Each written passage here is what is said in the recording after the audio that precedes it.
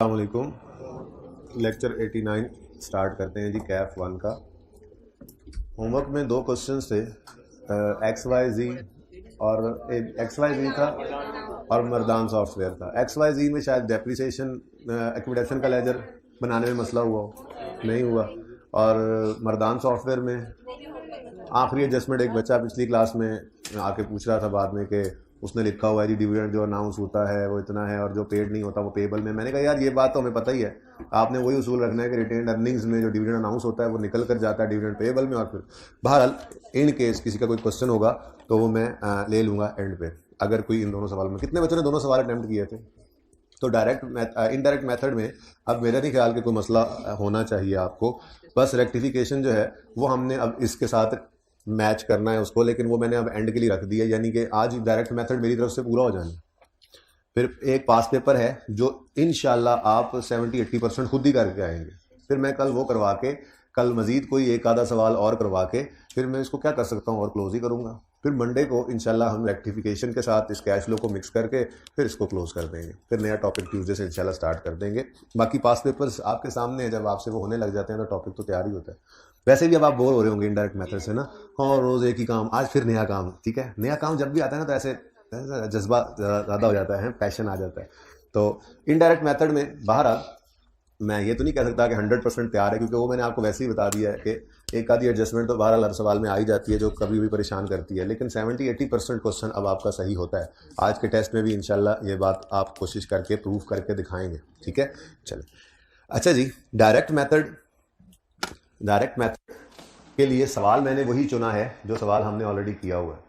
उसकी वजह सिर्फ ये है कि एडजस्टमेंट्स में आप ज़रा भी ना सोचें कि कोई एडजस्टमेंट क्या है, ठीक है, और सिर्फ फोकस करें जो चेंज आ रहा है मेथड में, तरीके में। ठीक है, अब पहले ये फॉर्मेट बना करता था, मैंने क्वेश्चन वही उठाया, पास पेपर 4 पेज 621 डायरेक्ट मेथड से लेकर कर रहे हैं। बाकी सारा अभी तक तो फॉर्मेट मैंने वही बनाया जो हमने पहली क्लास में पहले दिन बनाया था। ठीक है, ये वो फॉर्मेट, ये वो सवाल है जो पहले दिन बड़ा मुश्किल लगा था। आज आप इसको लेफ्ट हैंड से कर लें, आप इसको सवाल को देखें कैसे ये सवाल है, ये वो सिचुएशन है अब तो। ठीक है, लेकिन अल्लाह का शुक्र भी साथ होना चाहिए कि कहाँ से सफ़र शुरू किया था और अब कहाँ पे पहुंचे हुए हैं। खैर, ये सारा फॉर्मेट आपके सामने है। ठीक है, पहले 2 दिन तो आपको भी पकड़ में नहीं आ रही थी बात, 2 से बल्कि 3 दिन कर लें। पहले दिन तो बैलेंसिंग की समझ ही नहीं आई थी। पहले दिन ये बात समझ में नहीं आ रही थी कि सारी जिंदगी प्रॉफिट में इनकम्स को ऐड करते आए, एक्सपेंसेस को लेस करते आए, यहाँ पे उलट हो गया। फिर ये वर्किंग कैपिटल एडजस्टमेंट समझ नहीं आ रही, एसेट बढ़े तो वो माइनस होने लग जाता है, लायबिलिटी बढ़े तो वो प्लस होने लग जाती है, एसेट का पता नहीं यार हो क्या रहा है। फिर 2-3 दिन बाद मेहनत करने के बाद आपको ये मेथड समझ में आ गया।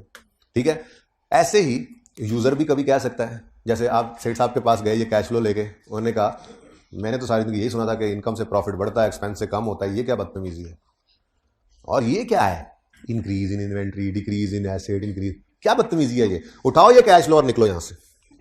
तो आपने इतनी कैश फ्लो उठानी है और उठा के निकल जाए, यानी कि ये वो एरिया है जो बदलने जा रहा है। बाकी सारी कैश फ्लो सेम। मैंने आज ये भी लिख दिया यहाँ पे, तो मैंने कहा था कि इन लेस वालों से ऊपर एक ब्रेक आती है, एक स्टॉप आता है जिसमें कैश फ्लो फ्रॉम ऑपरेशंस लिखते हैं। तो बेसिकली जो कैश फ्लो फ्रॉम ऑपरेशंस हैं वो निकालने के 2 तरीके हैं, बाकी कैश फ्लो सेम है। तो जो मेथड है ना, मेथड इनडायरेक्ट मेथड में कैश फ्लो फ्रॉम ऑपरेशंस निकालने का ये तरीका था, PBT, adjustment for non cash, adjustment for working capital. बाकी आगे वही कहानी। अगर ये डायरेक्ट मेथड बन जाए, देखो सेठ साहब को बाकी सब समझ आ रहा होता है, इंटरेस्ट पेड, हाँ ठीक है, टैक्स पेड, हाँ, डिविडेंड, हाँ घर लेके गया, पेड, ठीक है, cash received on disposal, cash paid for addition, loan received तो कैश आया, लोन रीपेड तो कैश गया, मैं घर से पैसे लाया तो कैश आया, ये सब समझ आ रहा था सेठ साहब को। इसका मसला हो रहा था, सेठ साहब ने कहा यार ये ना मुझे ये हटाओ यहाँ से, मुझे ना साफ सुथरी बात बताओ, ये नहीं मुझे समझ आ रहा, ये सब उठाओ यहाँ से, निकलो, मुझे सिर्फ 3 बातें बता दो। मेरे कस्टमर्स ने पूरे साल में कितना कैश मुझे दिया, बिजनेस को दिया, कैश रिसीव्ड फ्रॉम कस्टमर्स। सादा बात बताओ कि मेरे कस्टमर से इस साल में कितना कैश रिसीव हुआ। सादा बात बताओ, मेरे सप्लायर्स को बिजनेस ने, हमारे बिजनेस के सप्लायर को बिजनेस ने इस साल में कितना कैश पे किया। सादा बात बताओ, एक्सपेंसेस के लिए कितने कैश की पेमेंट हुई। भाई देर से आए हो तुम और कैमरे के आगे भी खड़े हो गए हो। ठीक है, हम डायरेक्ट मेथड करके खत्म भी कर चुके हैं, तुम अब आ रहे हो। अब सुनो इधर, मैं क्या कह रहा था, मैं ये कह रहा था कि डायरेक्ट मेथड में जाएं तो सिर्फ ये एरिया बदलता है। इसकी पिक्चर अभी ले लेना, लेट आने वालों, ठीक है। यहां पर जो बातें थी वो जरा उल्टे तरीके से थी, इनडायरेक्ट टाइप थी, हमें समझ नहीं आती थी। प्रॉफिट शुरू हुए, कुछ नॉन कैश एडजस्टमेंट्स कर रहे हैं, इनकम्स को लेस, एक्सपेंसेस को ऐड, अजीब सी कहानी, ठीक है। फिर कोई वर्किंग कैपिटल नहीं समझ आ रही भाई सेठ साहब को। उन्होंने कहा सादा बातें तीन बताओ, cash receive from customers, cash paid to suppliers और कैश पेड फॉर एक्सपेंसेस। तो हमने कहा अच्छा जी ठीक है, डस्टर देना, मैं अपनी कैश लो उठा के जाऊँ। आपने अपनी कैश लो, सिर्फ इतनी सी। देखो उसके बाद वही सवाल भी इसीलिए वो उठाया जो पहले से किया हुआ है, ताकि बिल्कुल 100% समझ आए आपको। कैश फ्लो हमें बनानी आती है, इसलिए तो कह रहा हूं कि आज के दिन में मैंने करवा दिया, कल का दिन भी रखूंगा इसको नॉर्मल करने के लिए।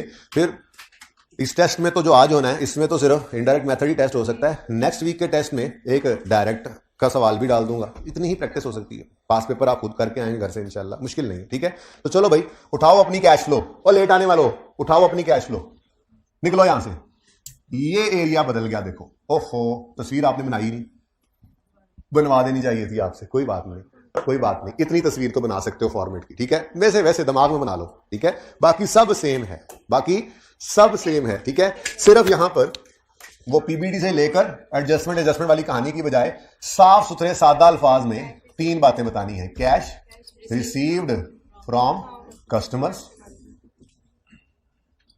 कैश पेड टू सप्लायर्स और cash paid for expenses. Sir C और एस बड़े बड़े लिखे हैं, आप ई को भी बड़ा लिखे हैं, ये लो भाई। अच्छा, वैसे ही कोई रिक्वायरमेंट नहीं है स्टैंडर्ड की, जरा ऐसे हाईलाइट करने के लिए, ठीक है। तो ये तीन बातें सेठ साहब ने कही है, मुझे बताओ। बाकी कैश फ्लो की मुझे समझ आ रही है। तो फिर जो रिप्लेस हुआ एरिया फॉर्मेट में वो समझ आ गया। अब ये निकलेंगे कैसे वो तो बताता हूं, लेकिन जो रिप्लेस हुआ एरिया वो समझ आ रहा है। अब आओ अपने उसूलों वाले सफे पे। हाँ, रूल्स बुक पे आओ। रूल्स बुक पे आके जिन्होंने रूल बुक नहीं बनाई वो फिर यहां पर जब इनडायरेक्ट की हेडिंग देंगे वहां पे साथ ही रूल लिख लेंगे। जिन्होंने रूल बुक बनाई हुई है वो रूल बुक पे आएंगे, और वो जो पुराना मेथड था वो अगर उसमें कोई एक सफ़े तक तकरीबन पहुंच ही गए होंगे रूल्स, वो 2-3 लाइनें उसकी छोड़ के अगले सफ़े पे नई हेड, उस सफ़े के टॉप पे हेडिंग बना लो इनडायरेक्ट मेथड। वो जितने उसूल थे उस पिछले वाले उसूलों के ऊपर मैंने कहा हेडिंग बना लो जो अभी तक लिखे हुए हैं, इनडायरेक्ट मेथड। वो जो पुराने उसूल मैंने लिखवाए थे वो किस मेथड के लिए थे? इनडायरेक्ट मेथड, ठीक है। और अब हेडिंग बनाओ डायरेक्ट मेथड। ये मैंने यहां पर जो लिखे थे ना, मैंने भी यहां पर जाके देखे, फिर ये ऐसे ये कोई 2-3 उसूल थे। अच्छा 2 थे, तीसरा भी था, वो आपके ज्यादा हो गए हैं, ठीक है। मैंने तो बाकी छोटे मोटे उसूल हैं साथ वाले, वो आप खुद अपनी पसंद के लिए लिखे हैं। ये देखो मैंने ऊपर इनडायरेक्ट मेथड की हेडिंग दी कि जिन वाले जिन बैलेंस शीट आइटम्स के उनके, ठीक है, cash in cash, working capital, फिर टैक्स और उसके लाजमी बनाएंगे। और ये तीसरा था, ये मैंने हाँ नंबर 3 मैं भी कहूँ कहाँ गया, ये कैश फ्लो से बिल्कुल साथ मैंने नंबर 3 लिखा हुआ था ना। आज मैंने इसके आगे क्या लिख लिया, ये इनडायरेक्ट कैश फ्लो की बात हो रही थी। ये कैश फ्लो के सवालों में बैड रिटर्न ऑफ को हम इग्नोर करते हैं, प्रोविजन ब्ला ब्ला ब्ला। डायरेक्ट मेथड में ये उसूल नहीं लगना, इसीलिए मैंने यहाँ पे लिख दिया इनडायरेक्ट कैश फ्लो के सवालों में। ओके चले छोड़ें, आपने तो हेडिंग दी हुई है, वो कौन सा मेथड है? इनडायरेक्ट। अब डायरेक्ट मेथड की हेडिंग दे दी, अब पहला उसूल लिखो। देखो जी, इस मेथड में हम वर्किंग कैपिटल आइटम्स के भी लेजर बनाएंगे, बस कहानी खत्म। इस मेथड में हम वर्किंग कैपिटल, जाहिर सी बात है वहां पे working capital item plus minus करते थे ना, आज वो नहीं कर रहे, तो फिर उनको भी लेजर में ले आएंगे, ठीक है ना। तो उसूल पहला क्या बना डायरेक्ट मेथड का, इस मेथड में हम वर्किंग कैपिटल आइटम्स के भी लेजर बनाएंगे। वर्किंग कैपिटल आइटम्स कौन से थे भला? इन्वेंट्रीज, डेटर्स, क्रेडिटर्स, एक्रूअल, प्रीपेमेंट्स, ठीक है। अब इधर देखो, मैं यूं करता हूं, डेटर्स, क्रेडिटर्स, इन्वेंट्रीज यूं कर देता हूं, डेटर्स, क्रेडिटर्स, ऐसे कोई वजह नहीं है। क्या देखो, डेटर्स से हमें मिलेगा कैश रिसीव फ्रॉम कस्टमर्स, ठीक है। क्रेडिटर से हमें मिलेगा कैश पेड टू सप्लायर, और इन्वेंट्री का लेजर भी इसके साथ ही मिक्स होके चलता है, क्योंकि आपने जो है वो अगर परचेजेस की हैं, ठीक है, उधार पे की हैं, तो उसकी क्रेडिटर में भी एंट्री आती है और इन्वेंट्री में भी। अच्छा, जब हमने सारे आइटम्स की लेजर बनाने हैं, ठीक है, जिसमें इन्वेंट्री का भी लेजर है, तो फिर सोच वैसे चलेगी जैसे परपेचुअल सिस्टम के अंदर आपको इन्वेंट्री का लेजर बनाना सिखाया था। मैंने सिखाया हुआ है, मैंने इन्वेंट्री की रिवीजन करवाई थी ना, वहां पे लेजर बनाया था इन्वेंट्री का, वही वाला बनेगा जिसकी डेबिट साइड पे कॉस्ट ऑफ परचेज आती है, क्रेडिट साइड पे कॉस्ट ऑफ सेल आती है। अभी देख लेंगे, कुछ मुश्किल नहीं। उसके बाद ये तो 2 चीजें हो गई। पहली चीज डेटर्स, जिससे कैश रिसीव फ्रॉम कस्टमर निकलेगा। दूसरी चीज क्रेडिटर और इन्वेंट्री, जिससे मिलाकर देखेंगे कैसे मिलते हैं, मतलब हेल्प करेंगे एक दूसरे की। कैश पेड टू सप्लायर निकलेगा। और तीसरी चीज जो हेडिंग हमने दी है वो क्या है, कैश पेड फॉर एक्सपेंसेस। तो कैश पेड फॉर एक्सपेंसेस एक ही फिगर चाहिए, तो हम एक ही लेजर बनाएंगे सारे एक्सपेंसेस का कंसोलिडेटेड। हम लेजरा बनाएंगे, एक्सपेंसेस का लेजरा, सारे एक्सपेंसेस उसमें डाल देंगे, सारा कैश इकट्ठा निकलेगा, जितने भी एक्रूवल्स प्रीपेमेंट्स उसमें इकट्ठे आ जाएंगे। अभी देख लेते हैं, इससे परेशान नहीं होना। फिलहाल सिर्फ एक उसूल हमने लिखा है, इस मेथड में हम वर्किंग कैपिटल आइटम्स के भी लेजर बनाएंगे। ठीक है, ये असूल बुक, रूल बुक अब वापस क्लोज कर दें और अब अपने सवाल पे आ जाए। लो जी, सवाल वही है। सवाल वही रखने की बड़ी वजह तो ये है कि एडजस्टमेंट्स पे गौर ना करें। दूसरी बड़ी वजह यह है कि ये वो पहला सवाल है जिसमें हमने ऐसे भी किया था, स्टार लगाओ स्टार लगाओ। अब नजर आ रहा है वर्किंग कैपिटल कौन कौन से आइटम्स हैं, डेटर है, इन्वेंट्री है, प्री पेमेंट्स हैं, ऑफिस सप्लाईज हैं, क्रेडिटर्स हैं, वेजेस पेबल हैं। तो यहां से कोई पता लग जाएगा कि यही वो आइटम्स हैं जिनको पहले उधर लेके थे, आज इनको भी लेजर में लगाएंगे। ठीक है, और सही है। तो सिर्फ इतना सा उसूल बदला, बाकी सब सेम है। बाकी जो पहले लेजर में जाते थे आज भी लेजर में जाएंगे, जो पहले वर्किंग वन में जाते थे कैश एंड कैश इक्विवेलेंट, वो आज भी working one cash and cash equivalent में जाएंगे। मसला सिर्फ किनको आया है, वर्किंग कैपिटल आइटम्स को, जिनको ओपनिंग क्लोजिंग के डिफरेंस के साथ वहां लिखते थे, आज उनके भी लेडजर ओपन करेंगे। चलो जी, जुनेद जंजुआ भाई आगे फिर दोबारा आगे देश आगे। मिस्टर जुनेद जंजुआ ब्ला ब्ला ब्ला, बैलेंस शीट, कैश, तरतीब वही। मैं ना इस अटेम्प्ट से पहले तक आपको सही बताऊं तो मैं पूरा सवाल ये करवाता भी नहीं था। इस बार तो मैंने पूरा सवाल करवा दिया ये वाला, क्योंकि बाकी सारा किया होता था। मैंने कहा चलो कोई बात नहीं, एक क्लास ही सही, खैर है, ठीक है। चेंज सिर्फ ऑपरेटिंग एक्टिविटीज होती है ना, तो सिर्फ वही करवा दिया करता था। लेकिन चलें आज पूरा सवाल करते हैं। बस फर्क ये होगा कि जो बाकी पुरानी चीजें हैं, जैसे अब लैंड का लेजर बनेगा, लॉन्ग टर्म इन्वेस्टमेंट का बनेगा, एसेट्स का बनेगा, उसमें एडजस्टमेंट्स हैं, वो तो नहीं डिस्कस करूंगा ना, वो तो ऑलरेडी डिस्कस्ड है। ओके, अब तरतीब पूरी करते हैं जी। सबसे पहले क्या आ रहा है, कैश। कैश कहां जाता था, आज भी वहीं जाएगा। Opening 32, closing 145। ठीक है जी, वही तरतीब। नेक्स्ट, डेटर्स पहले कहां जाते थे, वर्किंग। आज इनका भी क्या बन जाएगा, तो आज जनाब डेटर्स का लेजर बन गया।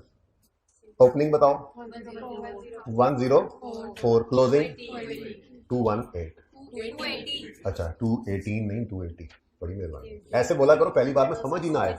नेक्स्ट, लॉन्ग टर्म इन्वेस्टमेंट्स, ये तो पहले भी लेजर में थे, आज भी लेजर में। लेकिन ना मैंने यहां पर असल में मैंने ये किया कि डेटर्स,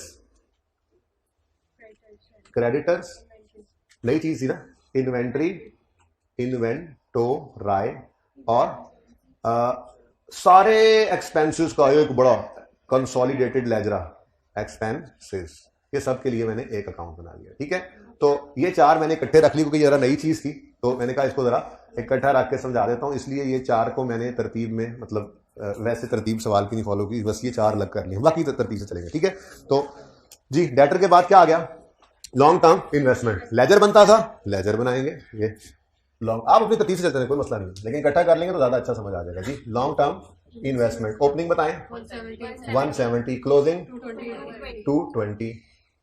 नेक्स्ट है इन्वेंट्री, नई चीज। इन्वेंट्री का भी आज क्या बनेगा, लेजर। इन्वेंट्री का लेजर है जी, ओपनिंग 200, क्लोजिंग 424। अब देखो ये वही सिस्टम की तरह से नहीं बन गया, परपेचुअल की तरह से इन्वेंट्री का लेजर है ना। यानी कि परचेज की एंट्री अगर हम बोलेंगे तो परचेजेस डेबिट क्रेडिटर या कैश क्रेडिट नहीं बोलेंगे, इन्वेंट्री डेबिट, क्योंकि वो लेजर बन गया ना। अब उस जैसा सिस्टम, उस तरह से सोचना है, परपेचुअल सिस्टम की तरह से अब सोचना है हमने, क्योंकि हमारे पास इन्वेंट्री का लेजर आ रहा है, जिसकी डेबिट साइड पे कॉस्ट ऑफ परचेज आती है और क्रेडिट साइड पे कॉस्ट ऑफ सेल, मास में पता लगता है मुझे बोलने का, क्रेडिट साइड पे कॉस्ट ऑफ सेल्स नजर आती हैं। और ठीक है, अच्छा, तो ये वही लेजर बन गया। खैर बनेगा, आगे बढ़े। Prepaid insurance working capital item था, बोलो आज इसका भी क्या बनेगा, लेजर। प्रीपेड इंश्योरेंस है, तो इधर मैंने लिखा ओपनिंग प्रीपेड इंश्योरेंस 36 और क्लोजिंग प्रीपेड इंश्योरेंस 24। एक तक तो वैसे भी समझ आता है, हाँ एक्सपेंसेस का लेजर ऐसे ही बनता था, ओपनिंग क्लोजिंग प्री पेमेंट लिख ली हमने, याद है। एक्सपेंस के लेजर में ओपनिंग प्रीपेड क्लोजिंग इधर ही आता था ना, कैश इधर और एक्सपेंस इधर। ओके, बस फर्क ये है कि अलग अलग एक्रूअल प्रीपेमेंट्स नहीं रखेंगे हम। उसकी वजह ये है कि हमसे उसने एक कैश की फिगर मांगी है। दूसरी बात, बैलेंस शीट, इनकम स्टेटमेंट के अंदर भी एक्सपेंसेस क्लब होके इकट्ठे होके, या सेलिंग एडमिन अलग पड़े होते हैं, या वो भी इकट्ठे करके दे देते हैं ऑपरेटिंग एक्सपेंस। अब हमें क्या पता उसमें कौन कौन से एक्रूअल प्रीपेमेंट्स की क्या क्या अमाउंट है, तो हमने उसको हाल ही क्या रखा हुआ है इस मेथड के अंदर, अकाउंटेंट ने हाल ही रखा हुआ है, एक्सपेंसेस का लेजरा बना लेते हैं। ठीक है, सारे एक्रूअल्स प्रीपेमेंट्स डाल के सारे एक्सपेंसेस इकट्ठे यहां डालते हैं, सारे एक्सपेंसेस की मद में कैश यहां से निकल आता है। ठीक है, चलें आगे। नेक्स्ट, ऑफिस सप्लाईज वो भी वही वैसा ही था, ठीक है, वो एसिड साइड पे पड़ा है, ठीक है। तो ओपनिंग ऑफिस ऑफ सब कितना 7 और क्लोजिंग ऑफ सब कितना, ये सब पंजाबी वाला नहीं है 14। अच्छा यार 14 क्या हो गया तुम्हें। अच्छा नेक्स्ट, लैंड तो पहले ही लेजर वाले थे, ये तो पुराने लेजर वाले लोग हैं, ठीक है, पुराने लोग हैं लेजरों वाले। तो लेजर लैंड का बना कि बोलो ओपनिंग 500, अच्छा 2500 और क्लोजिंग 1810। ये लेजर किसी और ने बनाया। ओके नेक्स्ट, बिल्डिंग इक्विपमेंट इनके लेजर थे, छोटे छोटे करके मैंने बनाया आज लेजर, ठीक है जी। Building opening 2300 2300, closing 2800। इस बिल्डिंग की अक्यूमुलेटेड डेप्रिसिएशन ओपनिंग 720, क्लोजिंग 890। फिर आया जी इक्विपमेंट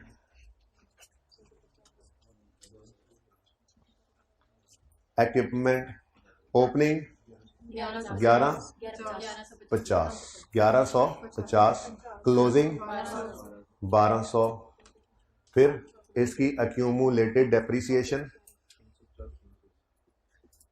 350 ओपनिंग और 300 तुसी क्लोजिंग। हाँ तुसी 300 तुसी। Asset side is over. आज मैच तो नहीं। क्रेडिटर्स वर्किंग कैपिटल आइटम, आज इसका भी ledger opening 263, closing 158। Next wages payable, ये भी वर्किंग कैपिटल आइटम है लेकिन ये एक एक्सपेंस है, एक्रूअल है, लेजरे में आ जाएगा। ओपनिंग वेजेस पेएबल लिख लूं पहले जी, कितना 24 और क्लोजिंग वेजेस पेएबल कितना जी 40। नेक्स्ट शॉर्ट टर्म लोन्स, अब बाकी सब पे पुराने रूल्स लगने हैं, कैश एंड कैश इक्विवेलेंट आज भी उधर ही जाने हैं, बाकी लेजर वाले आज भी लेजर में जाने हैं, सिर्फ जो वर्किंग कैपिटल में लेके जाते थे आज उनके भी लेजर्स हैं। ओके जी, तो क्या है शॉर्ट टर्म लोन जी 580 है ओपनिंग क्लोजिंग दोनों में ना, 580 और 580।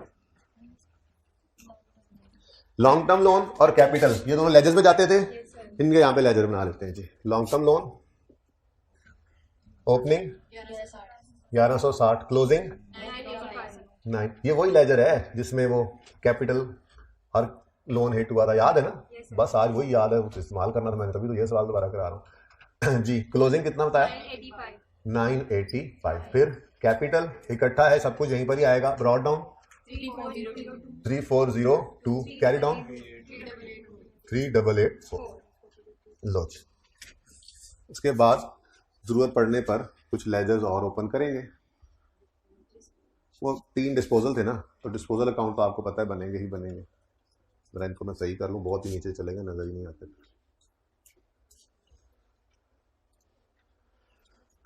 ओके जरा रखो इधर, अगर ना चला तो फिर वही उठा लेंगे। चले जी, बैलेंस शीट होगी पूरी। अब इनकम स्टेटमेंट पे आते हैं।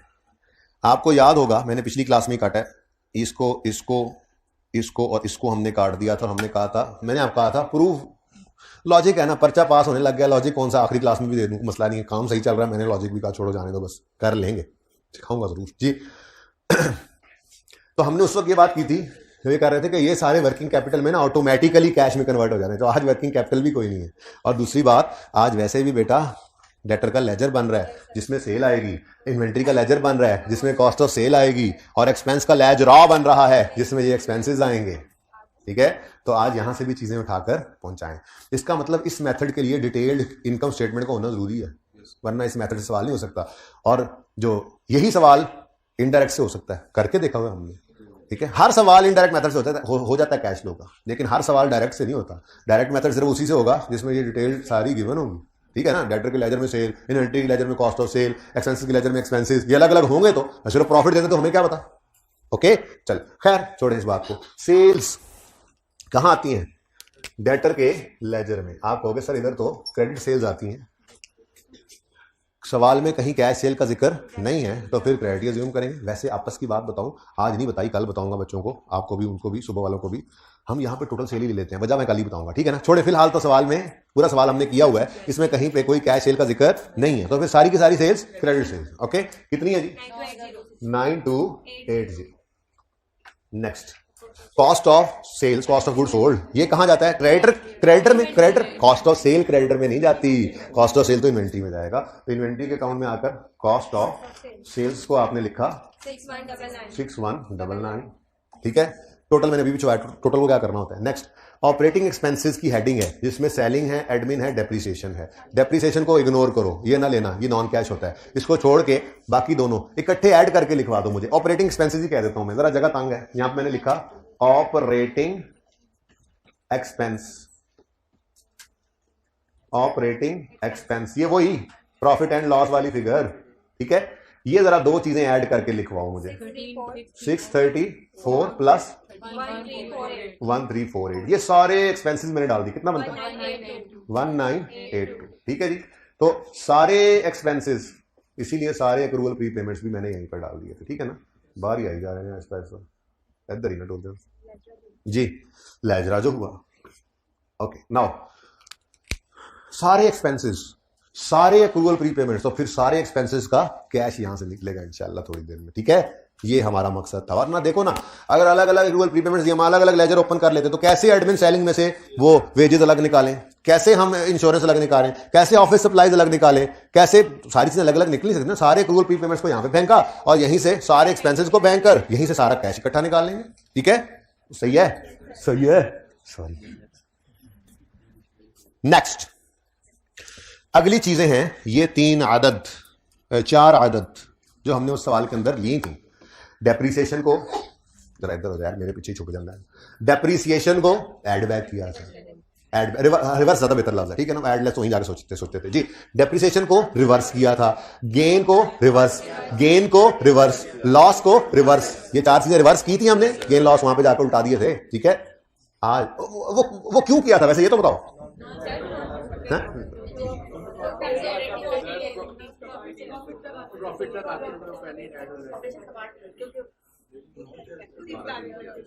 स्टार्टिंग पॉइंट प्रॉफिट था, असल बात तो कोई बता नहीं रहा। असल बात नहीं, आप लोगों ने कहा प्रॉफिट तक पहुंचते पहुंचते ऐड हो गया, प्रॉफिट तक पहुंचते पहुंचते लेस हो गया, प्रॉफिट तक पहुंचते पहुंचते ये हो गया, कैश नहीं है, नॉन कैश है, ये है, वो है। असल बात नहीं बताई। अगर स्टार्टिंग पॉइंट प्रॉफिट ना होता तो मैं क्यों ऐड लेस करता? क्यों? मैं इसे ज़हन बना रहा हूं ना, आज मैंने यहां पर ऐड लेस नहीं करना। क्यों? क्योंकि आज स्टार्टिंग पॉइंट प्रॉफिट है ही नहीं। अब कब ये नॉन कैश की एडजस्टमेंट करनी पड़ेगी, ये सवाल करने के बाद बताऊंगा, क्योंकि इसमें तो नहीं करनी पड़ रही।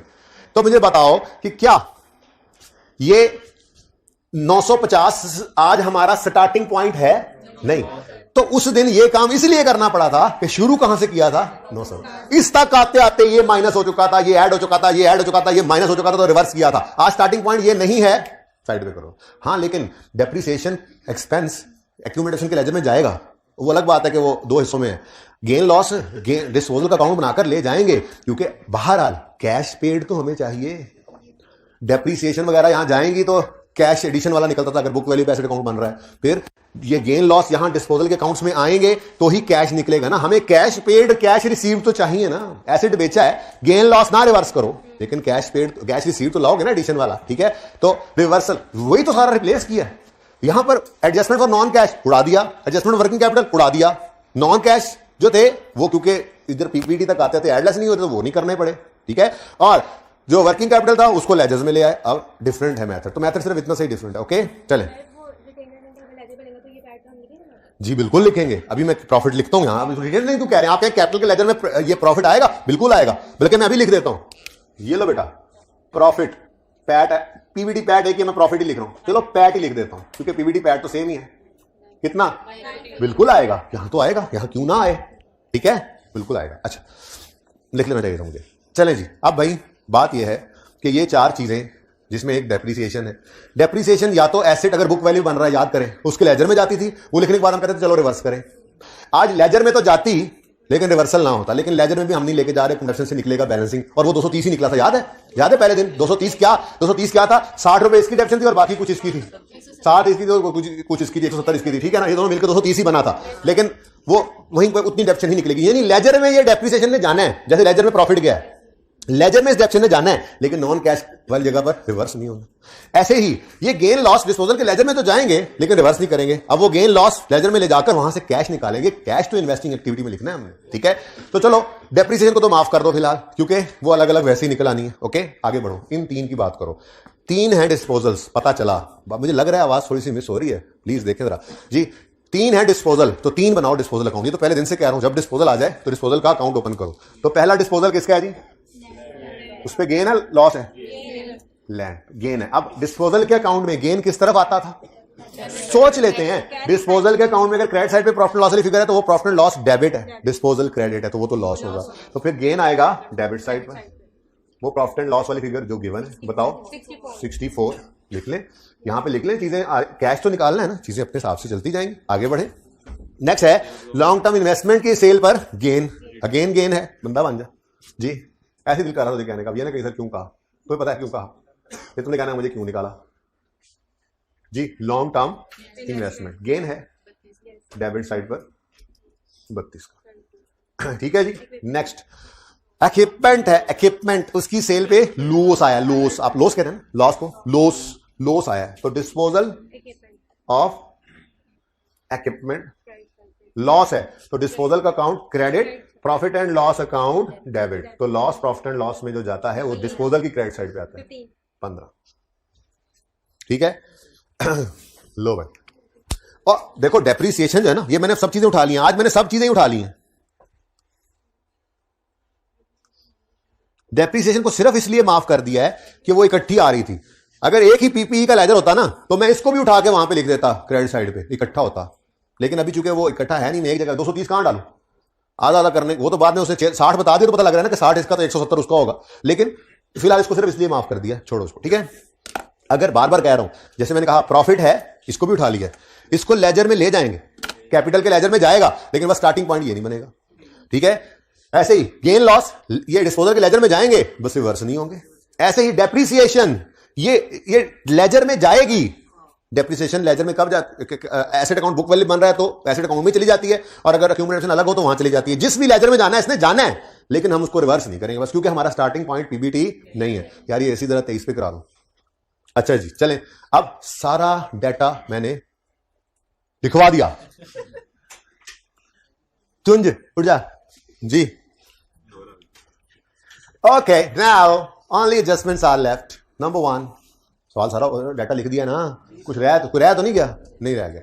चलो, पार्ट ऑफ लॉन्ग, अब ये एडजस्टमेंट्स में अब आपको समझाऊं, है अच्छा लगता है। Part of long term loan was repaid through his own resources. Entry की थी हमने long term loan debit, capital credit, यहां पे लिखा था हमने लॉन्ग टर्म लोन, यहां पे लिखा था कैपिटल, और इस 100 को भी हम कैश फ्लो में लेकर गए थे। कैपिटल में हमने इसको आना शो किया था और लॉन्ग टर्म लोन में जाना, और लॉन्ग टर्म लोन को 75 निकला था, मुझे ये भी याद है। तो 175 नेगेटिव और 100 पॉजिटिव लिखा था, जाके देख लेना, ऐसे ही था। मैं 2 दफा सवाल करता हूं ना, अगली क्लास में, पहली में आप, फिर आपकी क्लास में, अभी यहां पे भी हो चुका हुआ है, तो 3 दफा ये सवाल मैं कर चुका हूं, मेरी तो प्रैक्टिस हुई पड़ी है जी। नेक्स्ट आगे चलें। ये एडजस्टमेंट समझ आती है? एडजस्टमेंट डबल एंट्री की, ओके, समझा नहीं रहा, समझाई हुई है। Next, long term investments costing 100 are sold during the year. तो लॉन्ग टर्म इन्वेस्टमेंट्स 100 की डिस्पोज हो गई, ये कहां फेंक देंगे? Disposal account. एडजस्टमेंट ने बताया, तो लॉन्ग टर्म इन्वेस्टमेंट का अकाउंट क्रेडिट, डिस्पोजल का account debit, long term investment, ठीक है। Next, depreciation charge during the year on equipment amounted to 60। Equipment की डेफिनेशन उसने बता दी 60, दूसरी नहीं बताई उसने, नहीं बताई ना, नहीं बताई, अभी नहीं बताई, निकलेगी इंशाल्लाह 170 निकलेगी, टेंशन मत करो। नेक्स्ट, एक इक्विपमेंट बिका है, हाँ मुझे पता बिका है, लॉस आ रहा था उस पर, उसकी बुक वैल्यू 75 है। अच्छा जी, हमें तो कॉस्ट चाहिए आज, क्योंकि हमारा एसेट अकाउंट कॉस्ट पे बन रहा है, तो उसके लिए फिर हमने एक रूल लिखा था कि बुक वैल्यू का फॉर्मूला सीखा था ना बचपन में, कॉस्ट लेस एक्यूमुलेटेड डेप्रिसिएशन। इन 3 में से कोई 2 चीजें दे दे, तीसरी हम बैलेंसिंग निकाल लेते हैं। तो आज हमें सवाल में इंशाल्लाह एक्यूमुलेशन मिलेगी लेजर से, जब बैलेंसिंग करेंगे, किया था ना। कॉस्ट चाहिए, बुक वैल्यू उसने बताई है, एक्यूमुलेशन सवाल से निकलेगी, बैलेंसिंग करते हुए हम कॉस्ट निकाल लेंगे एंड पे जाकर, ओके। और लास्ट एडजस्टमेंट थी ड्रॉइंग्स अमाउंटिंग टू 568। तो कैपिटल के अकाउंट में ड्रॉइंग्स लिखते थे हम 568, और फौरन आके यहां पर भी कहते थे यार नहीं ड्राइंग्स डिविडेंड पेड नहीं है, ड्राइंग्स है सवाल में जी, हम तो ड्राइंग लिखेंगे और 568 आ जाता था।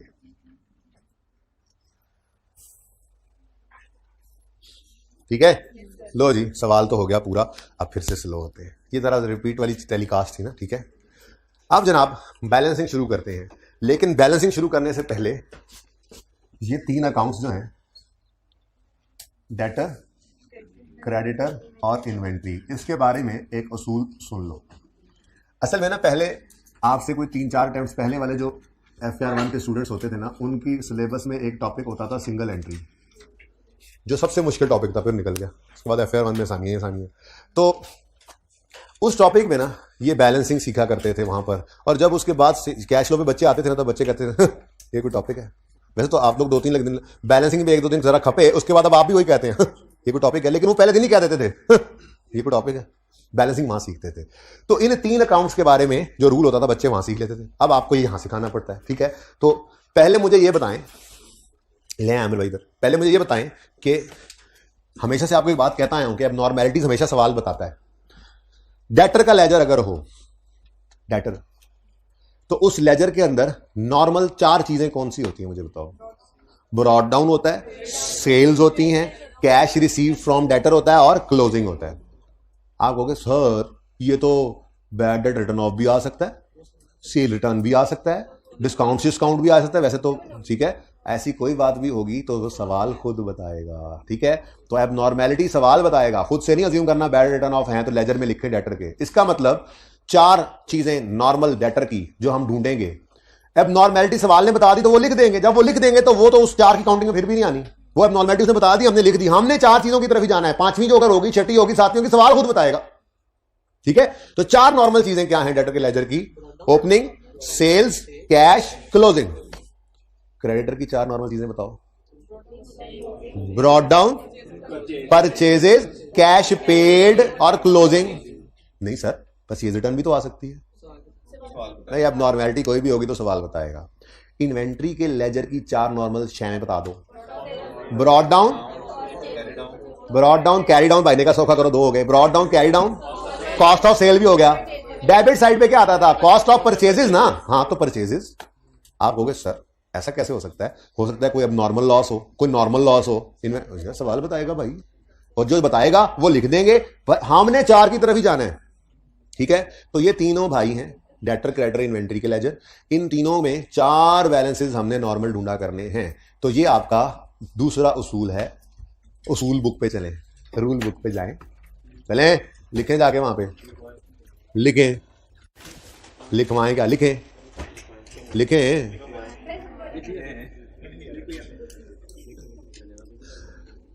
सुन लो पहले।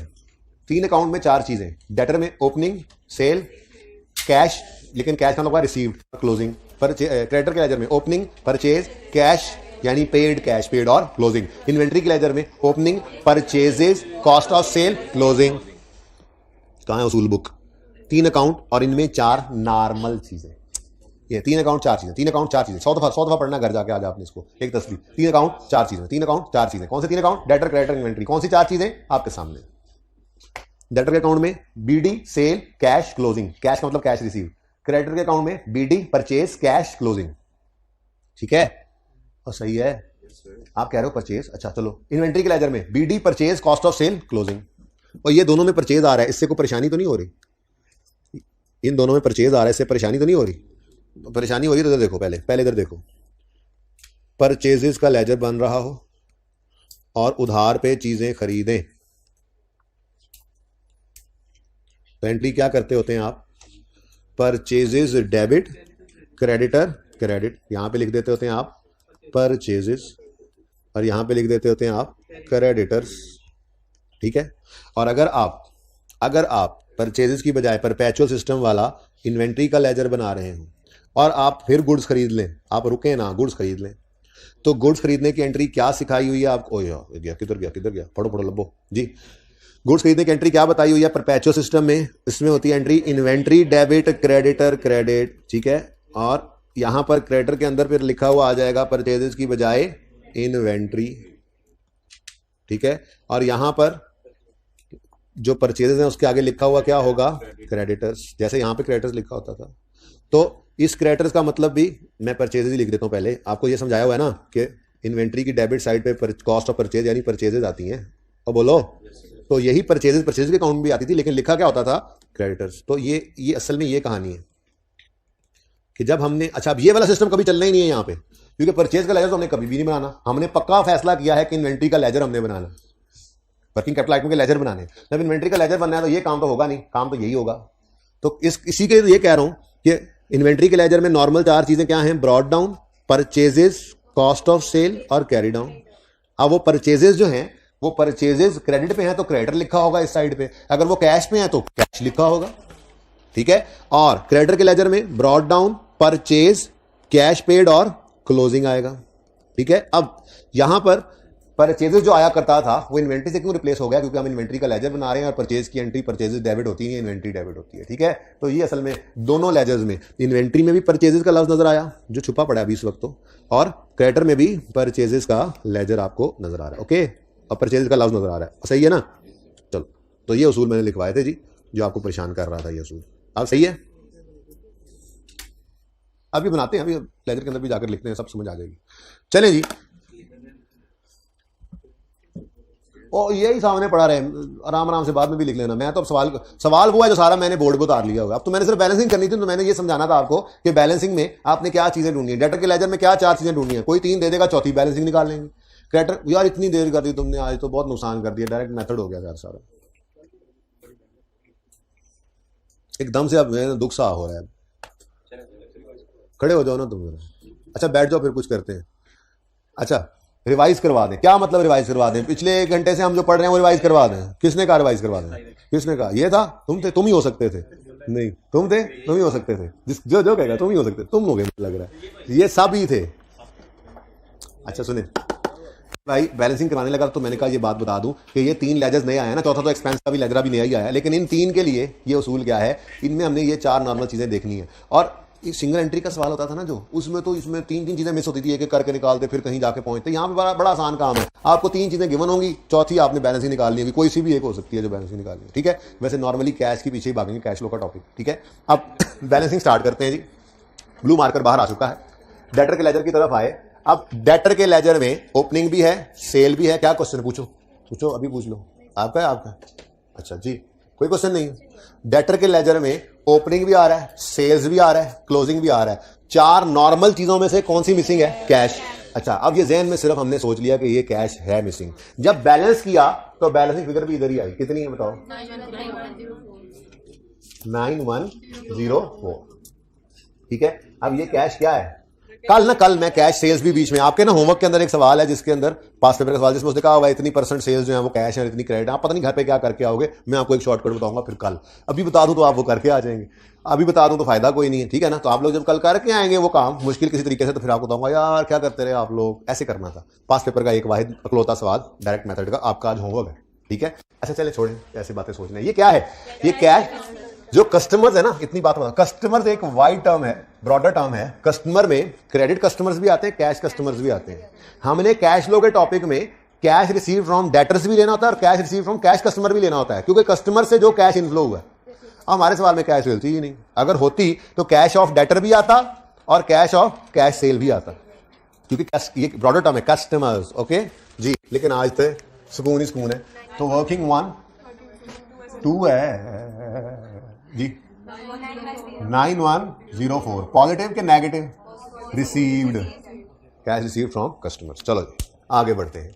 क्रेडिटर के लेजर की तरफ आए, इसने कहा आपके मतलूबा नंबर पे राब्ता मुमकिन नहीं, बराए मेहरबानी कहीं और से कुछ और लेकर आए। 2 क्वेश्चन मार्क्स के साथ तो काम नहीं चलेगा। 4 नॉर्मल चीजों में से 3 होंगी तो चौथी बैलेंसिंग निकल सकती है। हमने कहा अच्छा एडिंग अंग्रेजी ना मार। आगे आए, इन्वेंट्री का लेजर ने कहा बिस्मिल्लाह, ये हमेशा बिस्मिल्लाह बिस्मिल्लाह कहेगा, बिस्मिल्लाह बिस्मिल्लाह, आए तशरीफ लाएं, और यहां से हमें वो बैलेंसिंग फिगर निकाल के देगा जो कि क्रेडिटर्स में जाएगी, ठीक है। 6423, ये परचेजेस, ये कैश नहीं है, परचेजेस की फिगर है। चलो मैं आपके लिए लिख देता हूं कि ये क्रेडिटर्स क्या हैं, ये वही परचेजेस हैं, और ठीक है। लेकिन चूंकि ये क्रेडिट पर की हुई है, एक तो इन्वेंट्री का लेजर बन रहा है तो उसकी डेबिट साइड पे आगे, दूसरा क्रेडिट पे की है तो क्रेडिटर लिखा हुआ है, ठीक है ना। तो ये आपके लिए मैंने परचेजेस लिखा है, आपने पर्चे में नहीं लिखना। अब जैसे ये फिगर आई इन्वेंट्री डेबिट तो क्रेडिट, अच्छा ये वो वाली फिगर आ गई है 6423।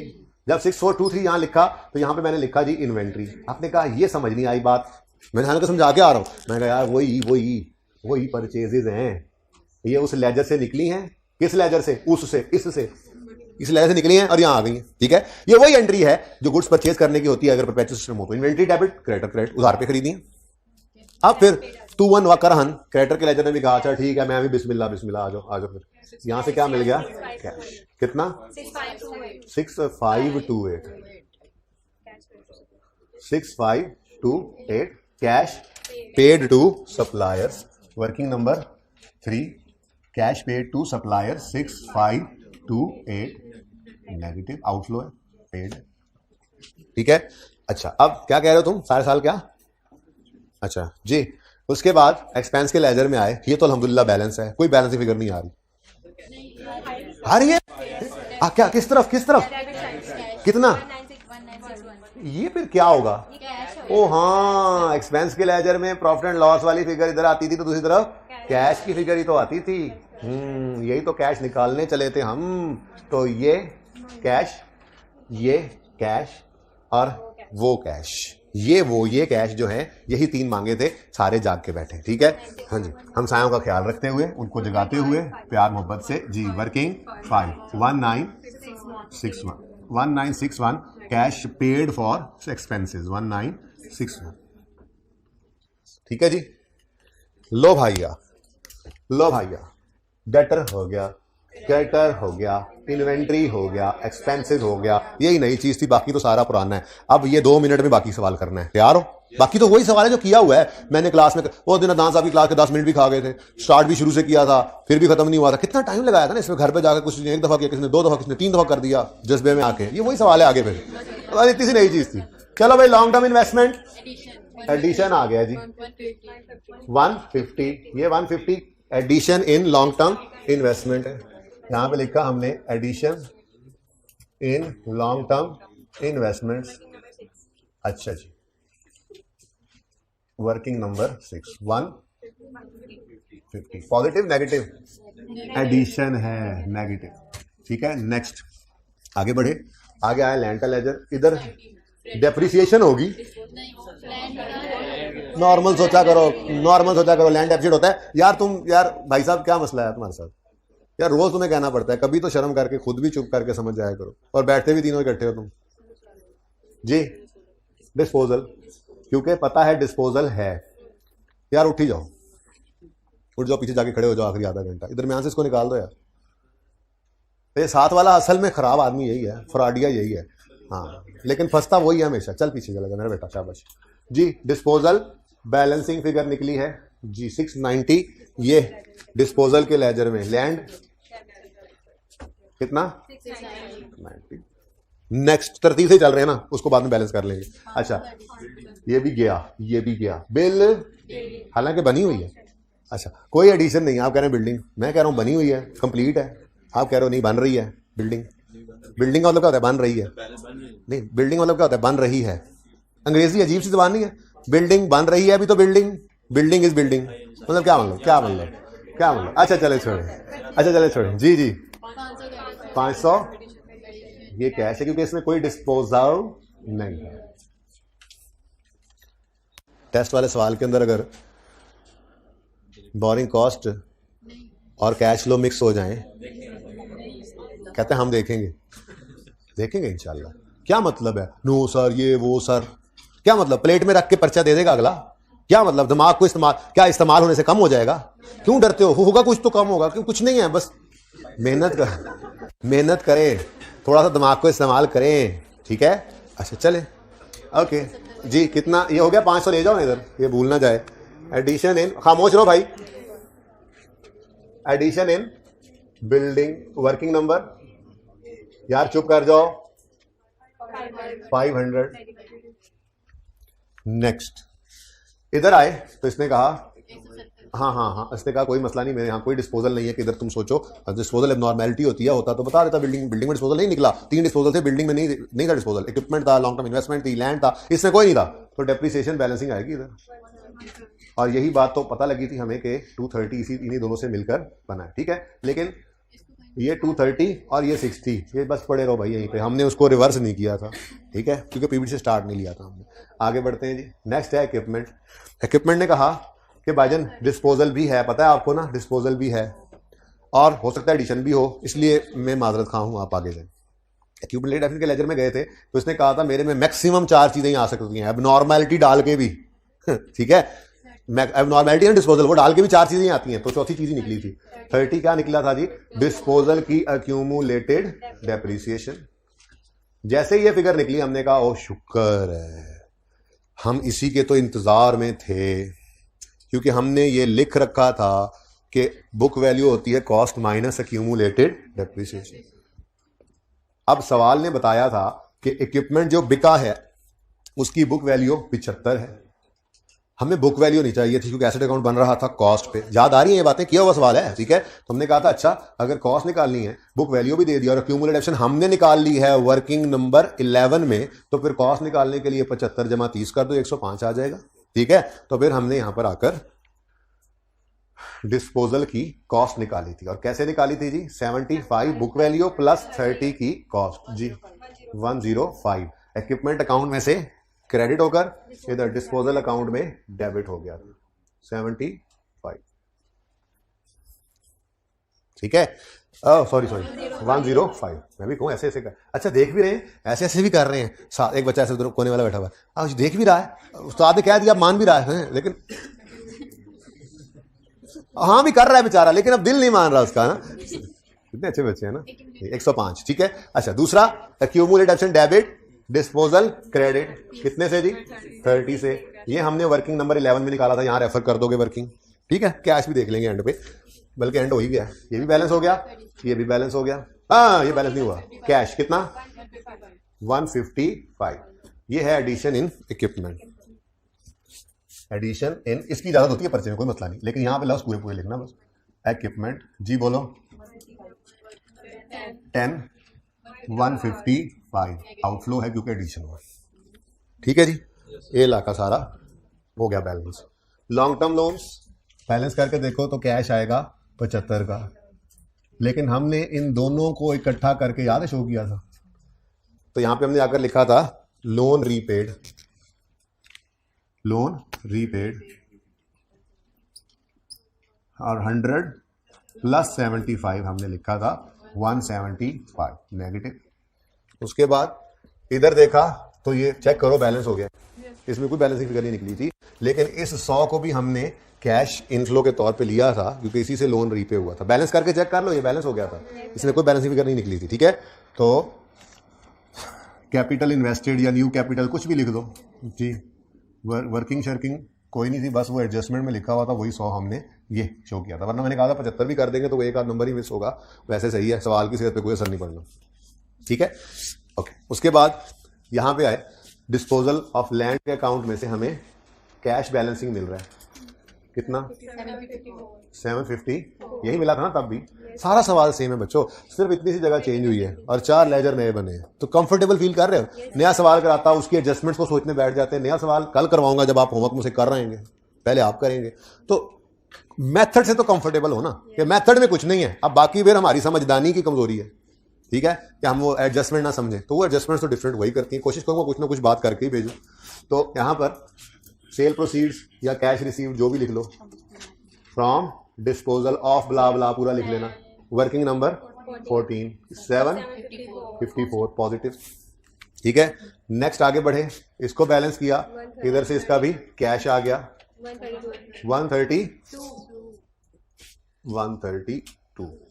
ठीक है जी, ये 132 का cash, cash receive from disposal working number 15 132 positive, ठीक है जी। और इक्विपमेंट का भी अब इसी तरफ बैलेंस आएगा, कैश कितना? 60, तो cash received from disposal of equipment working number 16 में कितना? 60 पॉजिटिव। सवाल खत्म, नहीं समझ आ रहा? नहीं। नहीं समझ आ रहा? चलें, यहाँ पे हम कौन सा ब्रेक लगाते होते हैं, बस ठीक है। तो आपको समझाने के लिए मैंने बताया कि ये भी एक स्टॉप होता है, तो पर्चे में टाइम ज़ाया होता है ना। बस हम यहाँ से कैलकुलेटर मारते हैं और यहाँ पे 47 आता है पॉजिटिव। ये मुझे याद हो गया क्योंकि ये पिछले 4 साल से मैं यही सवाल डायरेक्ट के लिए करवाता हूँ ना, तो वो फिर जाके देखते हैं। और वैसे भी यही 47 पहले दिन निकला था आपकी क्लास में, पहले सुबह वाली क्लास में, फिर आज सुबह वाली क्लास में भी निकल चुका है। आप चेक कर लें 47 ही है। लेकिन ये इंपॉर्टेंट नहीं है कि आपने यहाँ पे चेक कर लिया 47 ही है। असल इंपॉर्टेंट बात ये है कि आपने जो पहले दिन पहला सवाल किया था उसको जाके ओपन करें, उसको ओपन करें अपने रजिस्टर्स पे। पहला सवाल जो आपने किया था, और किसी के पास खुदा ना खासा वो रजिस्टर नहीं है तो वो किताब के अंदर उसका सोल्यूशन ओपन कर ले, लेकिन अपने रजिस्टर को ओपन करें। पहला सवाल कैश फ्लो का, जुनेद जंजुआ, पहला सवाल कैश फ्लो का किधर है? पहला सवाल कैश फ्लो का, इसके अंदर एक आंसर यानी कि cash flow from operating activities का आंसर क्या था? यही 47 था। और भाई मेथड ही बदला है ना, कैश फ्लो का आंसर तो नहीं बदल जाता इससे, तो ये सेम है। ओके, तो देखिए मेथड चेंज किया लेकिन ये आंसर सेम है। आगे तो वैसे ही सारा सवाल सेम था। ठीक है, इंटरेस्ट पेड टैक्स पेड थे नहीं ना? ठीक है जी, 141 पॉजिटिव और 75 नेगेटिव। अब 47 प्लस 141 माइनस 113 पॉजिटिव। फिर ये टोटल नहीं किया, 548 नेगेटिव और क्लोजिंग 435 नेगेटिव। ठीक है, तो जब हमने 548 नेगेटिव उस पॉजिटिव में ऐड किया तो क्लोजिंग आ गया 435 नेगेटिव। ठीक है, तो कैसा रहा डायरेक्ट मेथड? नहीं करवाता।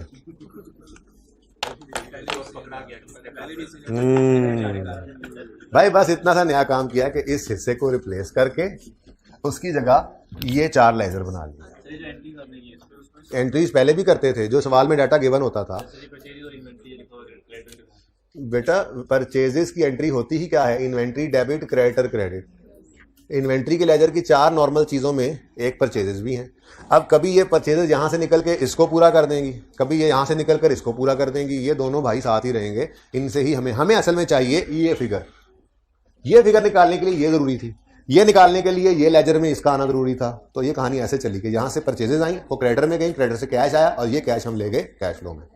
घर पे जाके करना रिवाइज। अगली चीज़ पढ़ाऊँ ना? अगर जबान चुप रह सकती है तो बैठ जाओ आप। बल्कि यार इसको ना इधर, ये भाई इधर इसमें साथ बिठाओ इसको।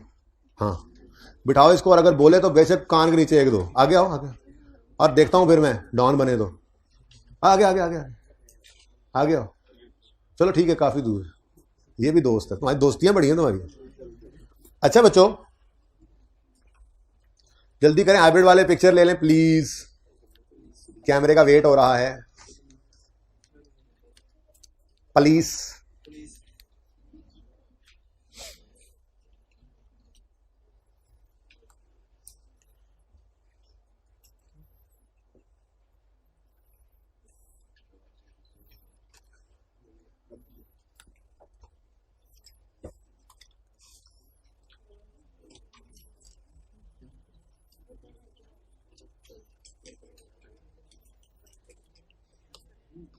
आ जाए जी अभी। अच्छा जी, अब ये इतनी सादा बातें होती नहीं है, थोड़ा सा इसके अंदर भी एडजस्टमेंट वही करती हैं। मेथड आपको समझ आ गया है, सारा सवाल हमने कर लिया है, लेकिन एक छोटा सा मसला इसके अंदर हो सकता है। वो क्या, जरा ध्यान से देखिएगा, और इसकी बेस के ऊपर ही फिर आपका सवाल अब आगे से हुआ करेगा। यहां पर तो उसने हमें अलग से एडमिन, सेलिंग और डेप्रिसिएशन दिए हुए थे। हमने डेप्रिसिएशन को इग्नोर ही कर दिया एक्सपेंस का लेजर बनाते हुए। लेकिन कभी कभार ऐसा होता है कि वो सवाल के अंदर ये अलग से बाइफर्केशन नहीं देता। ठीक है जी, ये ऊपर वाला था, मैं इधर क्यों आ गया? अलग से बाइफर्केशन नहीं देता, बल्कि वो टोटल ही ये बताएगा इस तरह से कि जी एक्सपेंसेस, बल्कि सेलिंग एडमिन अलग देने की बजाय अक्सर ऐसा भी करता है कि ऑपरेटिंग एक्सपेंसेस ही दे देता है। ठीक है, यानी अलग से सेलिंग, एडमिन और डेप्रिसिएशन नज़र नहीं आया करते। ये सहूलत सिर्फ जुनेद जंजुआ वाले सवाल में अवेलेबल थी। होता ऐसे है कि सवाल में वो लिख देता है जी ऑपरेटिंग एक्सपेंसेस इतने हैं, न्यू सवाल आता है, sale less cost of sale, GP less operating expenses, या सेलिंग एडमिन अलग भी हो सकते हैं। ठीक है, अब ये 2212 की फिगर है। अब 2 सूरतें होती हैं, या तो आप लेजर से डेप्रिसिएशन निकालते हैं, जैसे 60 और 170 हमने निकाला, और आप कहते हो डेप्रिसिएशन तो है, फेस पे नजर नहीं आ रही है, तो सेल्स में पड़ी होगी, हाँ अदर इनकम में पड़ी होगी, अदर एक्सपेंस में, नॉर्म की तरफ जाएंगे सेलिंग एडमिन में। वैसे थोड़ा और भी सवाल गुस्से में आ सकता है, और प्लांट की डेप्रिसिएशन कॉस्ट ऑफ सेल में भी डाल सकता है, लेकिन वो बात बाद में करते हैं, पहले स्टेप बाय स्टेप इसको तो पहले समझ लें। ये बात समझ आई है? सवाल ने हमें बताया 2212 के ऑपरेटिंग एक्सपेंसेस हैं, बाकी चीज अब ये ना कहना 230 की डेप्शन पड़ी, आपको क्या पता कहां नजर आ रहा है आपको डेप्शन पड़ी, आपको नहीं नजर आ रहा सवाल, अब सवाल बदल गया। अब सवाल में ऑपरेटिंग एक्सपेंस दिए हुए हैं 2212। अब दो सूरतें हैं, या तो आप लेजर्स बैलेंस करेंगे और एंड पे जाके पता लगेगा ओहो 170 और 60 की डेप्रिसिएशन है, मतलब 230 की डेप्रिसिएशन भी है, तो फिर आप कहोगे अच्छा वो फिर इसी में पड़ी होगी। बल्कि इधर की बजाय आईकैप तो यूं करता है कि ये लिखने के बाद नीचे एक एडजस्टमेंट में लिख देता है कि depreciation expense for the year is 230 रुपए which is included in selling या एडमिन या कॉस्ट ऑफ सेल, ये बात खुद ही बता देता है। बात समझ आ रही है? लेकिन फिलहाल मैं ये एक्सपेंस का लेजरा दोबारा बना रहा हूं आपके लिए, ठीक है जी। एक्सपेंस के लेजरे में ये सारी चीजें वही हैं जो हमने पहले लिखी थी, लेकिन जब प्रॉफिट एंड लॉस से एक्सपेंस की फिगर निकालने गए तो वो हमें कितनी नजर आ रही है? 2212। हमने यही उठाकर इधर लिख ली 2212। अब ये लिखने के बाद कैलकुलेटर निकालो, आपने बैलेंस किया और कैश पेड फॉर एक्सपेंसेस की फिगर निकाली। जल्दी करें, निकालना भाई, निकालना, अगली बार निकालेगा क्या? बैग में पड़ा हुआ है 2191। अब ये आपने कैश निकाला और ये कैश पेड फॉर एक्सपेंसेस में लिखकर आ गए पर्चे में, लेकिन other adjustments, other additional formation में लिखा हुआ था कि एक्सपेंसेस में 230 रुपए की डेप्रिसिएशन भी पड़ी है।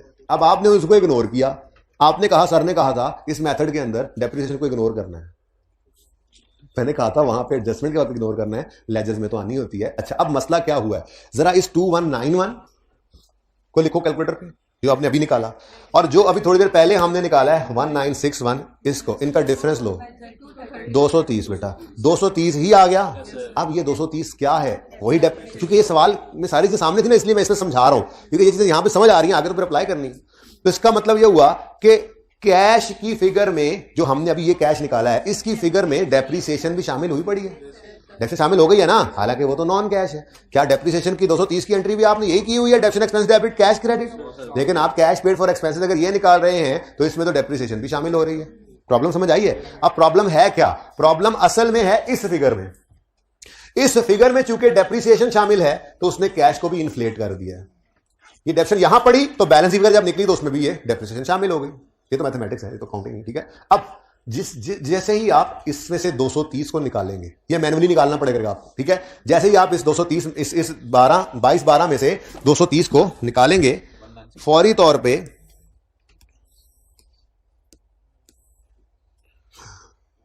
तौर पे आपको 1982 की फिगर मिलेगी। क्या किया आपने? ऑपरेटिंग एक्सपेंसेस के ऊपर मैंने स्टार लगाया, छोटी सी वर्किंग हमें करनी पड़ा करेगी। ऑपरेटिंग एक्सपेंसेस में अगर कोई नॉन कैश एडजस्टमेंट, अगर कोई नॉन कैश आइटम पड़ा है तो उसको निकालना पड़ेगा यहां पे भी, क्योंकि अब यहां पर ये एक्सपेंस यहां आना है और इससे कैश की फिगर निकलनी है। अगर पड़ा रहने दिया उस नॉन कैश एक्सपेंस को यहां पर, तो वो तो फिर कैश को ले डूबेगा, कैश फ्लो को भी ले डूबेगा, ठीक है। तो आपने ऐसा नहीं करने देना, आपने कहना है भाई रुको, ये 2212 तुम रुको, तुम पहले आओ इस वर्किंग में। ये वर्किंग क्या है जी? Operating expense as per profit and loss account. पहले आओ इस वर्किंग में। फिर हमने सवाल में जाकर देखा नॉन कैश कोई एडजस्टमेंट है, नीचे लिखा हुआ था, या आपने लेजर से निकाला था, दो ही ऑप्शन है ना, या वो लिख दे या आपने निकाल लिया लेजर में से, दोनों सूत्रों में आपको पता लगा डेप्रिसिएशन है। अगर है तो फिर यही पड़ी है, तो आप क्या कहोगे? निकालो इसको, डेप्रिसिएशन को यहां से निकाल दो। नॉन कैश एडजस्टमेंट किया आपने, यानी डेप्रिसिएशन को माइनस किया। अब ये एक्सपेंस है, यहां उलट नहीं करना, इन एक्सपेंसेस में डेप्रिसिएशन पड़ी है, यहां से निकाल ली तो सिंपल हो गया, माइनस कर दो इसको। अब जैसे ही आपने माइनस किया तो आपके पास जो फिगर आई वो कितनी आ गई? 1982 की। जैसे ही आपने यहां पर 1982 की फिगर लिखी, जैसे ही आपने यहां पर 1982 की फिगर लिखी, जरा कैश की बैलेंस की फिगर निकालो, कितनी आती? 19। अब देख लो, ये वही सही वाली फिगर आ गई है, ठीक है।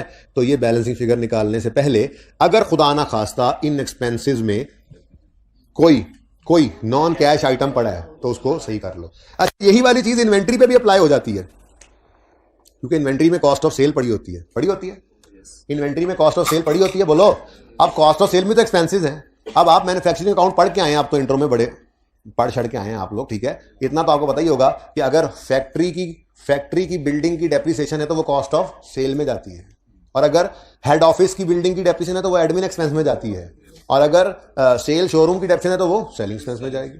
अगर आपकी प्लांट एंड मशीनरी की डेप्रिसिएशन है तो वो कॉस्ट ऑफ सेल में जाएगी। फैक्ट्री के खर्चे सारे उधर ही जाते हैं ना।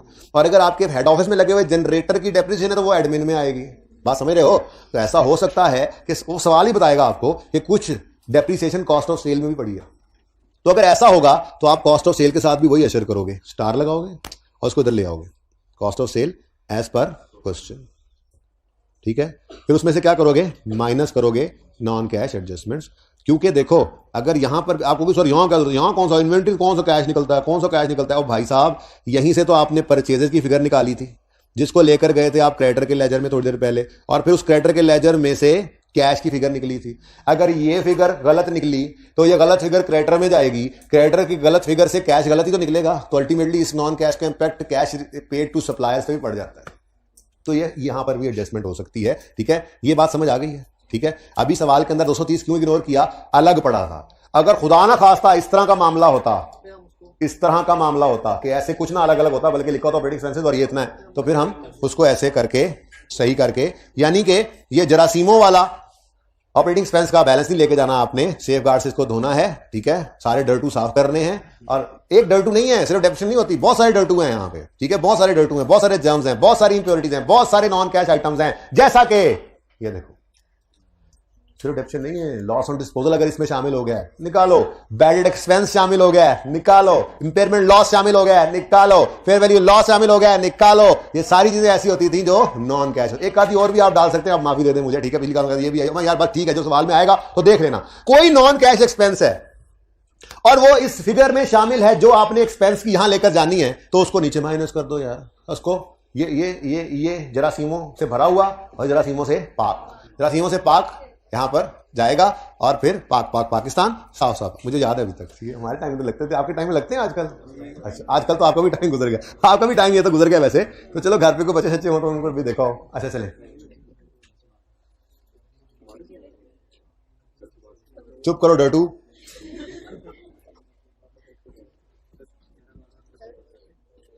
जी बेटा, एक तो अगर वाले सवाल ना किया करो, मैं बता रहा हूं नुकसान हो जाएगा तुम्हारा, ठीक है ना। अगर के सवाल से पूरा सवाल बदलना होता है, पूरा सवाल नहीं बदलते। चलो पूछो, अगर हुआ जवाब देने वाला तो दूंगा। अगर हटा दिया आपने, चले गुड। क्वेश्चन में अगर बोल लो, अगर जवाब देने वाला होगा तो मैं दे दूंगा।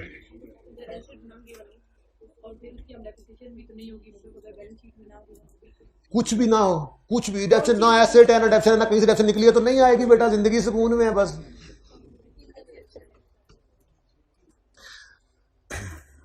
क्या बात करने लगा था? अहम बात थी, भूल रहा हूं। हाँ, कल लिखवाऊंगा ये उसूल, अभी जबानी सुन लो। एक बात तो बताओ, मैंने आपको बैड डेट के बारे में एक असवल लिखवाया था। असवल समझते हो? ये असवल लिखे हैं ना सारे। मैंने ये असवल लिखवाया था, असूल लिखवाया था। एक बैड डेट रिटर्न ऑफ को इग्नोर करते हैं, प्रोविजन को ग्रॉस डेटर्स में से लेस करके नेट डेटर्स को वर्किंग कैपिटल में लेकर जाते हैं। ये था इनडायरेक्ट कैश फ्लो के लिए। डायरेक्ट कैश फ्लो में ये रूल नहीं लगना, क्योंकि अभी थोड़ी देर पहले आपने डेटर का लेजर बनाया है। जिंदगी में कभी डेटर का लेजर नेट ऑफ प्रोविजन बना? अगर आपने डेटर को ही नेट ऑफ प्रोविजन कर दिया तो फिर तो प्रोविजन का कॉन्सेप्ट ही खत्म हो गया। यानी अगर डायरेक्ट मेथड है तो आपने डेटर का लेजर बनाना है, और अगर डेटर का लेजर बनाना है तो वो हमेशा ग्रॉस पे बनता है। अब अगर आपकी बैलेंस शीट में नेट डेटर्स देगा और अदर इंफॉर्मेशन में प्रोविजन देगा तो इग्नोर से काम नहीं चलेगा। उन नेट डेटर्स को ग्रॉस बनाओगे, ग्रॉस डेटर से डेटर का लेजर बनाओगे, और प्रोविजन को भी माफी नहीं देनी, प्रोविजन का भी लेजर बनाओगे। उससे निकलेगा बैड डेट एक्सपेंस। जो बैड डेट एक्सपेंस यहां पे साफ पाक करने के लिए भी इस्तेमाल होगा इस बैलेंस को। बात समझे हो? ये कल लिखवाऊंगा भी सही, अभी नहीं लिखना, अभी अगला सवाल पढ़ाना है जो होमवर्क में देना है, ठीक है? ठीक है, तो डेटर का, अच्छा बैड डेट रिटर्न ऑफ भी नहीं इग्नोर होने। क्यों? बैड रिटर्न ऑफ की एंट्री होती है, bad return of debit debtor, bad return of नहीं हम तो एंट्री करते हैं, provision debit debtor credit. Provision का लेजर भी बन रहा होगा, डेटर भी बन रहा है, प्रोविजन में डेबिट डेटर में क्रेडिट, ये भी इग्नोर नहीं हुआ। दूसरा, प्रोविजन को भी नेट नहीं करना, ग्रॉस डेटर चाहिए इस लेजर के लिए, प्रोविजन का लेजर भी अलग चाहिए। वहां से जो बैड डेट एक्सपेंस निकलेगा अगर शामिल हुआ तो एडजस्ट करना पड़ेगा। ये सबसे मुश्किल बात है मेरे ख्याल से इस मेथड की, जो आपको काफ़ी हद तक समझ आई। तो शुक्र करें इस पर अल्लाह का, बाकी तो इंशाल्लाह अब कल देखेंगे। वैसे मेरे ख्याल में जो पास्ट पेपर में सवाल आया उसमें प्रोविजन का कॉन्सेप्ट नहीं टेस्ट किया उसने, ये जो मैं देने लगा हूं, ठीक है। लेकिन टेस्ट वाले सवाल में इंशाल्लाह अगले वीक में सब कुछ होगा। फिर आप कहोगे ये क्या, मैं कहूंगा ये तो होगा, ठीक है। इसको प्लीज इसकी पिक्चर ले लें, पिक टूरे ले लें, पिक टूरे जी स्टूडेंट। अगर, फिर वही अगर, वैसे ये करके भी अगर वाला सवाल अगर वाला ही रहता है, मगर वाला नहीं। बोलो तो सर उसके कितने नंबर कटेंगे, खुद सोच लिया करो। अब तो 7600 बार कर दी बात। क्या डेप्रिसिएशन का ना माइनस करो तो कैश की फिगर गलत नहीं हो जाएगी? हाँ, इग्नोर करोगे तो बैलेंस कैश फ्लो का एक नंबर तो कट जाएगा ना। Cash receive, cash paid for expenses की फिगर तो गलत आ जाएगी। इग्नोर क्यों इग्नोर कर रहे हो तुम? बाय द वे नहीं समझ आ गई है तो फिर इग्नोर करोगे तो मैं रैप्टे कराऊंगा तुम्हें। इग्नोर करना, समझ आने के बावजूद क्यों इग्नोर करना है? प्रेशर प्रूशर कोई नहीं होता, पर्चे का प्रेशर नहीं लेना भाई। भैनों ते भरावो, पर्चे का प्रेशर नहीं लेना प्लीज प्लीज, पर्चे का प्रेशर नहीं लेना। ऑनलाइन वालों ने तो बिल्कुल नहीं लेना, ठीक है। चॉकलेट साथ लेके क्यों जानी? अच्छा अच्छा, हाँ नहीं, असल में वो बेटा चुप कर जाए, दिमागी काम हो रहा हो ना तो जरा शुगर लेवल लो हो जाता है, तो कोई नहीं, टॉफी शॉफी से भी काम चलेगा। जी बेटा बोले। क्यों, मैंने कोई एसिड का लेजर नए तरीके से बनाया?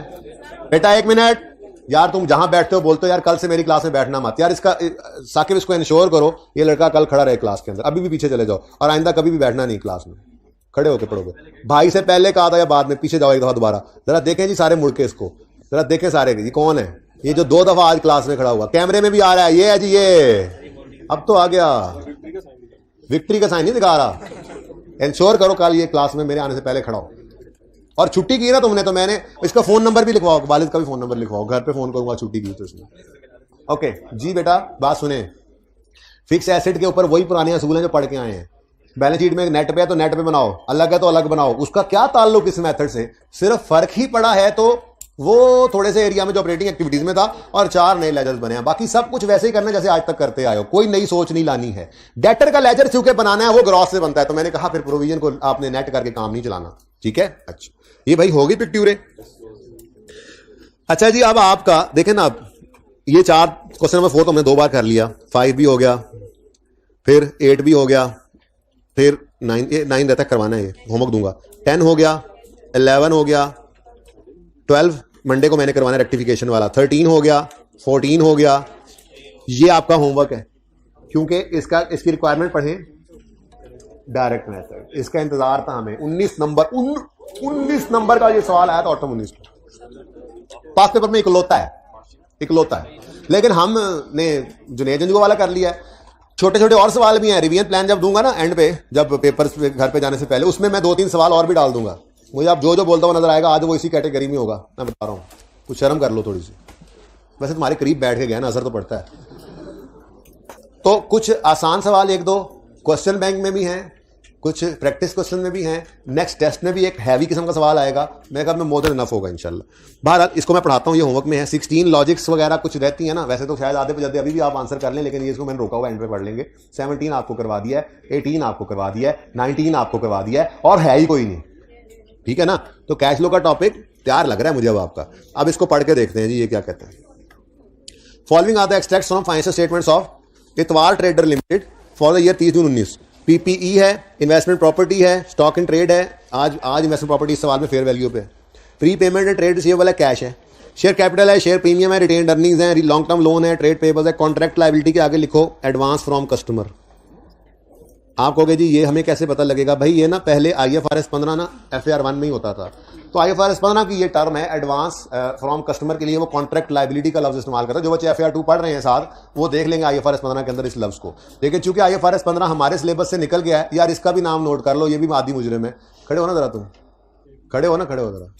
शाकिब इसका भी, ये इसका दोस्त ही है, ठीक है ना। एक कोने पे ये खड़ा रहा करेगा, दूसरे पे ये दूसरा, ठीक है। और छुट्टी इनके घर वालों के नंबर भी लिखवाने हैं तुमने, आज ना लिख के दे तो मुझे बताना, ठीक है। मैं देखता हूँ छुट्टी भी कैसे करते हैं, बैठने मैंने नहीं देना, छुट्टी घर वाले नहीं करने देनी, सीधा करूंगा इंशाल्लाह। Advance from customers. बेटा ये आपको मैं कह रहा था कि ये अब आपके क्यों नहीं आ सकता, सिलेबस से निकल गया। IFRS 15 चूंकि FAR 2 में चला गया तो वो टर्म यूज नहीं कर सकता, लेकिन अगर कर भी ले तो भाई मैंने बता दी है एडवांस फ्रॉम कस्टमर है, ये ज़हन में रख लेना। लेकिन इस सवाल के अंदर ये एडवांस फ्रॉम कस्टमर है। जैसे एडवांस टू सप्लायर की कल एडजस्टमेंट कराई थी तो मैंने समझा दिया था ये आपको कि वही है। फिर एक्रूड लायबिलिटीज है, इंटरेस्ट पेएबल है, long term, current maturity of long वाई नहीं long term, long term loans है, प्रोविजन फॉर टैक्सेशन है। प्रोविजन फॉर टैक्सेशन अब देखो ना ICAP की ज्यादती उस अटेम्प्ट के अंदर, प्रोविजन फॉर टैक्सेशन ये भी FAR 2 के लेवल वाले बच्चे को पता होता है कि इसका नाम प्रोविजन फॉर टैक्सेशन है। आसान वही है जो आपको पढ़ाया हुआ है, टैक्स पेएबल। प्रोविजन एक अंदाजा होता है क्योंकि ये बदल भी जाता है, आपने पता है टैक्स पढ़ रहे हैं कि आप कुछ एक्सपेंस बनाते हैं टैक्स वाले प्लस माइनस कर ही देते हैं असेसमेंट करते हुए, ठीक है। तो बहरहाल प्रोविजन फॉर टैक्सेशन मींस, लेकिन कोई नहीं कितनी जाती है। लायबिलिटीज में एक चीज नजर आ रही है, टैक्सेशन लिखा हुआ है तो आप टैक्स पेएबल जुगाड़ भी तो कुछ लगा ही सकते हैं, थोड़ा बहुत तो दिमाग बंदा सोच देता है, कॉमन सेंस भी कोई चीज होती है। लायबिलिटीज में पड़ा है टैक्स है तो टैक्स पेएबल ही होगा, एक्सपेंस तो नहीं हो सकता। प्रोविजन क्लास से परेशान भी हो तो प्रोविजन एक अंदाजा होता है। फिर भी देखे तफसील से इनकम स्टेटमेंट दी हुई है क्योंकि डायरेक्ट मेथड के लिए जरूरी होता है।